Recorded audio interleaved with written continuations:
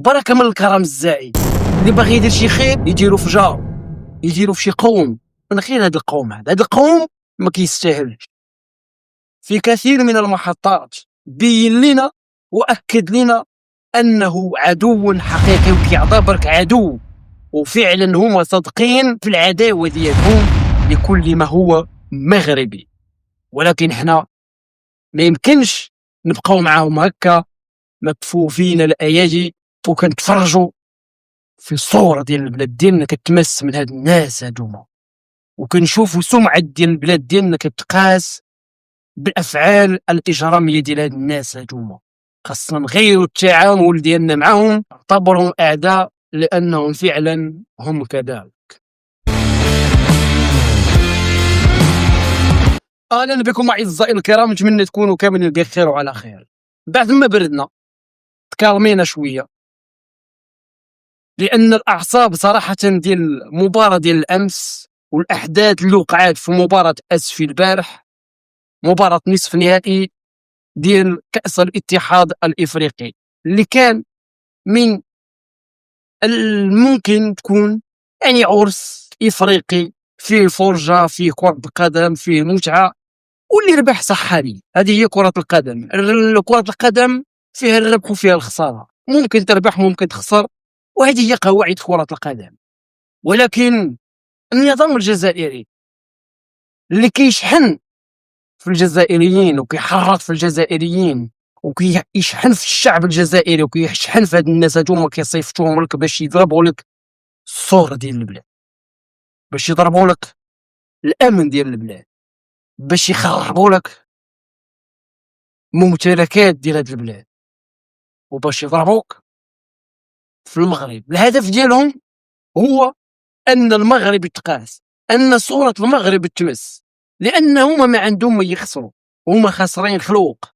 لهذا هما كيبغيو يجروك ذاك المستنقع ديالهم، ذاك المستنقع اللي عامر بالنفايات وعامر بالفضلات وعامر بزاف ديال الاشياء، وكيبغي يجرك لهذا المستنقع لان هنا كيعيش هو، وهنا كيحاول يجرك بكل الوسائل وبكل الطرق.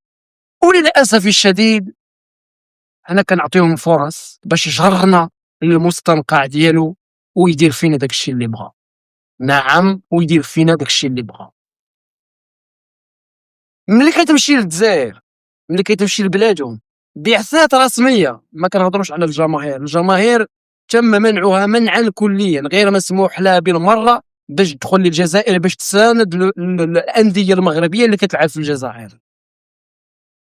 الانديه المغربيه البعثات الرسميه ملي كتدخل عندهم المطار كتهان، ملي كتدخل عندهم المطار ساعات وساعات وهما مليوحين في الضغط في المطارات، تفتيش، كل انواع التفتيش وكل انواع الاستفزازات وكل انواع الاهانات كيحاولوا يستعملوها معاك شما، وكيبينوا لك انك غير مرغوب فيك. نعم، غير مرغوب فيك. كيمحنوك، كيحاولوا ينرفزوك، كيستفزوك في بلادهم. ولكن احنا في المغرب هنا ملي كيجيو كنستقبلوهم بالورود، كنستقبلوهم بالزغاريد، وكنستقبلوهم في بيوتنا كما شفنا في هذه الصوره هذه. جماهير ديال اسفي استقبلوهم. حنا ماشي خيريه عندنا في البلاد، ما عندناش خيريه هنا. هنا راه كره القدم، راه الجماهير ديال شي مدينه ديال اكادير ولا ديال كازا ولا ديال مراكش غادي تجي لاسف ولا غادي تمشي شي بلاد شي مدينه من المدن المغربيه، راه ما كنستقبلوهمش ديورنا. كيمشيو للوطيلات، كيمشيو يكريو بارتمات ولا يكري شي حاجه، هادو مغاربه. واحد جاي من القرده حنا كنمشيو حنا نستقبلوه، وهاد القرده حنا ليلا ونهارا وهما كيسبوا فينا، هما كيشتموا فينا، هما كيهينوا فينا، هما كيضربوا في السمعه ديالنا. ملي كيجيو هنا كنبداو نستقبلوا فيهم استقبال الابطال باسم الاخوه وباسم الجوره، فتذهب تلك الاخوه والجوره الى الجحيم. اي اخوه واي جوره غتجرنا الى هذا المستنقع البئيس. واي مخلوق من المخلوقات غادي تضرب الصوره ديال هذه البلاد وكنستقبلها بهذه الطريقه باسم الحضاره، ما بغيناش ديك الحضاره. حنا ماشي متحضرين اكثر من الاوروبيين، حنا ماشي متحضرين اكثر من الامريكان. امريكا وما ادراك ما امريكا، امريكا اللي مسيطره على العالم اقتصاديا سياسيا اجتماعيا باش ما بغيتيها. امريكا هي سيده العالم، هي اللي مسيطره على هذا العالم.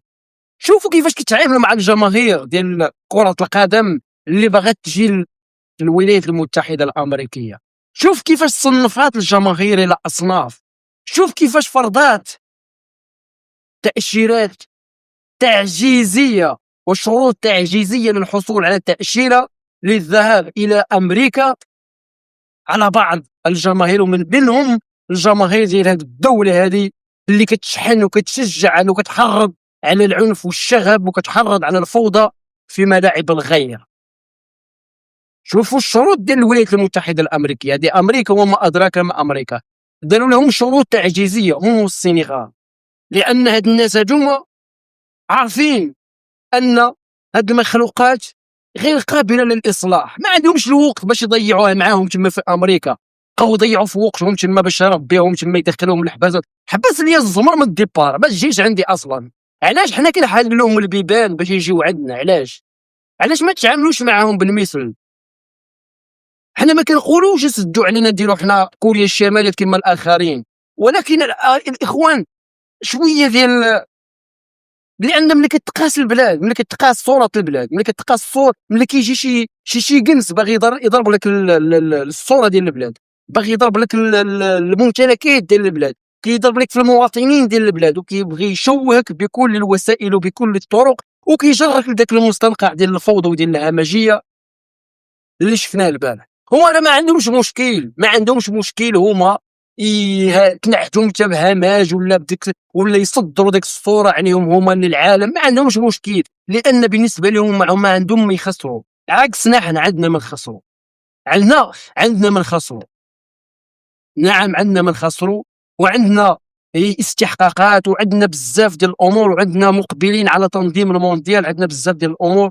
خاص طريقه التعامل مع هاد الناس تتغير راسا على عقب، بدايه من يعني فرض التاشيره على هاد الناس هادوما. هذه فرض التاشيره هذه خاصها تكون صراحه كما كانت في كاس افريقيا، على الاقل هذه التاشيره تفرض على الجماهير الكرويه، لان النظام الجزائري كره القدم او الرياضه حولها الى ساحه سياسيه، وحولها الى حرب، لان بالنسبه له هو على الحرب يعني كيستعمل جميع الاماكن، جميع الوسائل، جميع القطاعات، اي حاجه ممكن يضربك بها راه غادي يضربك، ما يعقلش عنك، لان بالنسبه ليه هو انت عدو، واي حاجه كيديرها لك بالنسبه ليه مباح. هذه رساله للمسؤولين، تاشيره على هذا القوم، هذه حاجه ضروريه. ثاني حاجه، بعض المغاربه اللي في ذاك الافراط في الكرام وذاك الاستقبال نقطعوا من هذه الامور، هذه ما خداماش. اللي غيجي يتفرج اخويا راه كاين الاوتيلات، كاين بزاف ديال الامور. حنا ما كنقولوش نتخلاو على الكرم ديالنا ونتخلاو على القيم ديالنا والمبادئ ديالنا، ولكن نكونوا واعيين ونعرفوا اش كنديروا. بعض الجماهير ايضا خصها تعرف ان صوره البلاد ما خصناش نقيسوها بالتصرفات، برغم الاستفزازات خاصنا نتحكموا شويه في ريوسنا، وخاص واحد وعي للجماهير ديال النوادي، ماشي النوادي، ما خصناش نقول النوادي الهامشيه، ولكن بحال النوادي الاولمبيك الصافي الجماهير ديالها اللي ما عندهاش خبره، واحد خبره التعامل مع هاد الناس هادوما، خاصو يكون واحد الوعي، نوعاو شويه ونغيروا الاستراتيجيه ديالنا وطريقه التعامل مع هاد الناس، لانهم اعداء يجب الحيطه والحذر منهم، لان العدو فين ما لقى غيطعنك راه غيطعنك، ما يعقلش عليك.